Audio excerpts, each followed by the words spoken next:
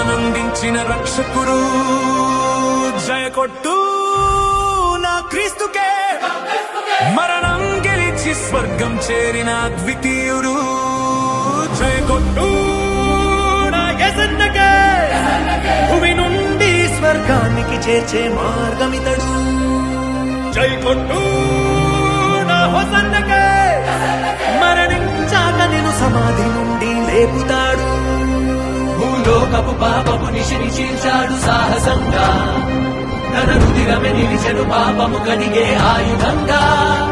శతపదములు కలిసిన పొగడలేని ఘన చరిత తనదే కాలాలకు స్థిరపడు సరిపడు అగణిత కీర్తి తనదే